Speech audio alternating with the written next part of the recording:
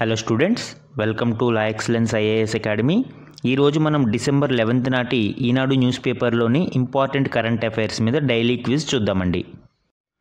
ఈరోజు మన first question చూడండి. వన్ నేషన్ వన్ సబ్స్క్రిప్షన్ స్కీమ్కి సంబంధించి క్రింది స్టేట్మెంట్లను పరిగణించండి.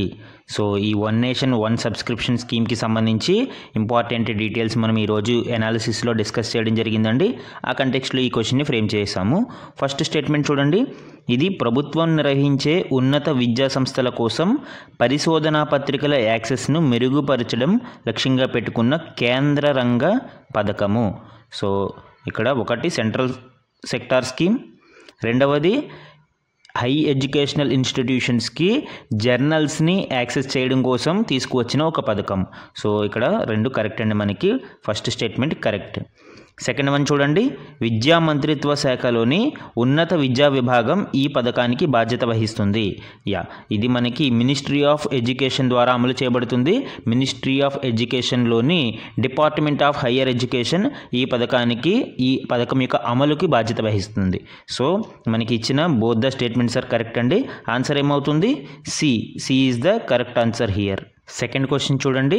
గగన్యాన్ మిషన్కి సంబంధించి క్రింది ప్రకటనలను పరిగణించండి. సో గగన్యాన్కి చెందిన క్రూ మాడ్యూల్ యొక్క రికవరీ ప్రాజెక్ట్ అనేది సక్సెస్ఫుల్గా కండక్ట్ చేసింది ఇస్రో.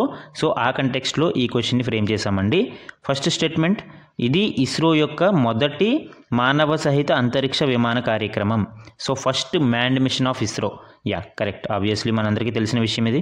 సెకండ్ వన్, ఇది భూకక్షకు మానవ సహిత అంతరిక్ష విమాన స్వదేశీ సామర్థ్యాన్ని ప్రదర్శించడం దీని లక్ష్యం. So indigenous capabilities of manned mission, భారతదేశం స్వయంగా మ్యాన్డ్ మిషన్ని తయారు చేసుకోగలదు అని ప్రదర్శించడమే దీని లక్ష్యం. ఎస్, కరెక్టే. కానీ చిన్న క్యాచ్ ఉంది ఇక్కడ. ఇది అధిక భూకక్షకి కాదండి. ఈ గగన్యాన్ మిషన్ని లియోలో ప్రవేశపెడతారు, అంటే భూ నిమ్న కక్షలోకి సుమారు 400 మీటర్ల ఎత్తులో ప్రవేశపెడతారు. కాబట్టి స్టేట్మెంట్ 2 అనేది రాంగ్ ఇక్కడ. థర్డ్ స్టేట్మెంట్ చూడండి. ఈ మిషన్లో మనుషుల్ని తీసుకువెళ్ళగలిగే సిబ్బంది మాడ్యూల్ మాత్రమే ఉంటుంది, అంటే ఓన్లీ క్రూ మాడ్యూల్ మాత్రమే ఉంటుంది. సో క్రూ మాడ్యూల్ ఒకటే ఉంటుంది అనేది రాంగ్. ఎందుకు? క్రూ మాడ్యూల్తో పాటు ఇంకొక పేలోడ్ ఉంటుంది, సర్వీస్ మాడ్యూల్ అని పిలుస్తాం మనం. Both crew module and service module రెండూ కూడా మనకి గగన్యాన్ మిషన్లో ఉంటాయి.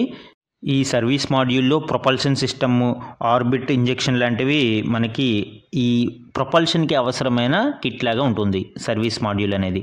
సో మనకి ఇక్కడ ఇన్కరెక్ట్ స్టేట్మెంట్స్ గురించి అడగడం జరిగింది. Both 2 and 3 are incorrect. So answer ఏమవుతుందండి? బి. ఇక్కడ ఎలిమినేషన్ టెక్నిక్ని యూజ్ చేయొచ్చు మనం. మనకి ఇన్కరెక్ట్ స్టేట్మెంట్ అడిగాడు, ఫస్ట్ స్టేట్మెంట్ కరెక్ట్ కాబట్టి 1 ఎక్కడ ఉంటే అక్కడ ఎలిమినేట్ చేసేస్తే ఆన్సర్ బి అవుతుంది. మిగతా 2 స్టేట్మెంట్స్ కూడా చూడాల్సిన అవసరం లేదు. మన థర్డ్ క్వశ్చన్ చూడండి. ఇటీవల వార్తల్లో ఉన్న T+0 సెటిల్మెంట్ సిస్టమ్కి సంబంధించి క్రింది స్టేట్మెంట్లలో ఏది సరైనది లేదా సరైనవి? సో T+0 సెటిల్మెంట్ సిస్టమ్ అనేది ఈరోజు న్యూస్లో ఉంది. ఆ కంటెక్స్ట్లో ఈ క్వశ్చన్ని ఫ్రేమ్ చేశామండి. ఫస్ట్ స్టేట్మెంట్, T+0 సెటిల్మెంట్లో లావాదేవీలకి సంబంధించిన నిధులు మరియు సెక్యూరిటీలు ట్రేడ్లోకి ప్రవేశించిన రోజునే సెటిల్ చేయబడతాయి. First statement correct. అందుకే దానిని T+0 అన్నారు. టీ అంటే ట్రేడింగ్ డే, ఏదైతే ట్రేడింగ్ డే ఉన్నదో అదే రోజు జరిగిపోతుంది కాబట్టి T+0 అన్నారు. అదే నెక్స్ట్ డే అనుకోండి, దానిని T+1 అని పిలుస్తాం మనం. సో T+1, T+2 ఇలాగ ఉంటాయి. 2 రోజుల తర్వాత అయితే T+2 అంటారు. కానీ అదే రోజు ఈ ట్రాన్సాక్షన్స్ అన్నీ సెటిల్ చేయబడతాయి కాబట్టి దానిని T+0 సిస్టమ్ అని పిలుస్తారు. సో ఫస్ట్ స్టేట్మెంట్ కరెక్ట్ ఇక్కడ. సెకండ్ వన్ చూడండి.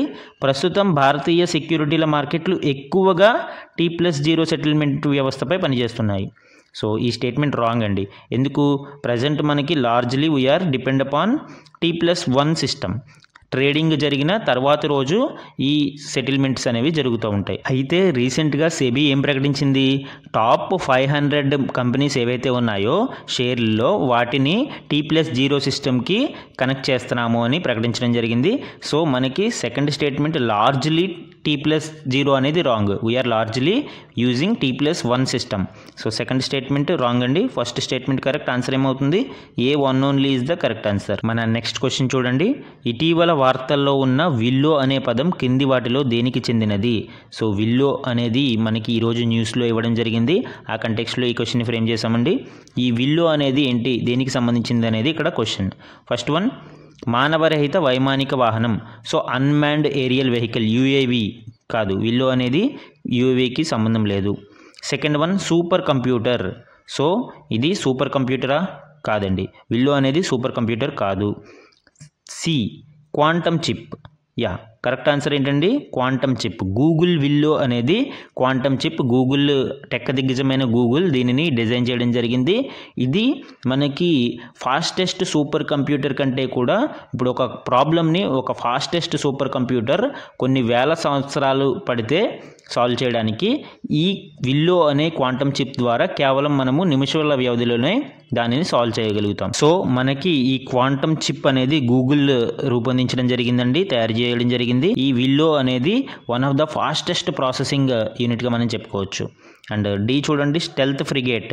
స్టెల్త్ ఫ్రిగేట్ అనేది యాక్చువల్గా న్యూస్లో ఉంది ఐఎన్ఎస్ తుషిల్కి సంబంధించి, బట్ విల్లోకి దీనికి సంబంధం లేదు.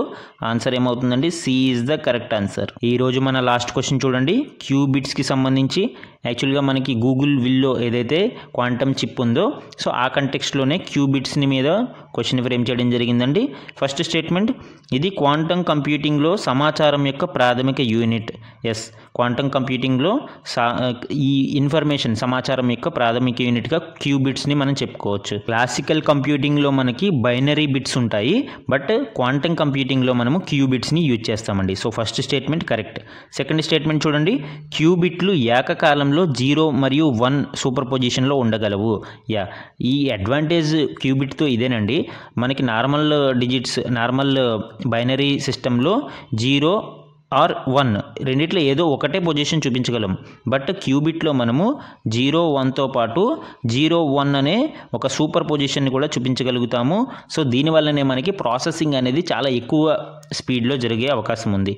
కాబట్టి సెకండ్ స్టేట్మెంట్ కూడా కరెక్టే. థర్డ్ స్టేట్మెంట్ చూడండి, క్యూబిట్లు పర్యావరణం నుండి అంతరాయాలకు తక్కువ అవకాశం కలిగి ఉంటాయి. అంటే less interference from the environment. But ఇది రాంగ్ స్టేట్మెంట్ అండి, ఎందుకంటే క్యూబిట్స్ ఆర్ వెరీ ఫ్రెజైల్, చాలా అంతరాయాలకి లోనవుతూ ఉంటాయి, చాలా సెన్సిటివ్గా ఉంటాయి.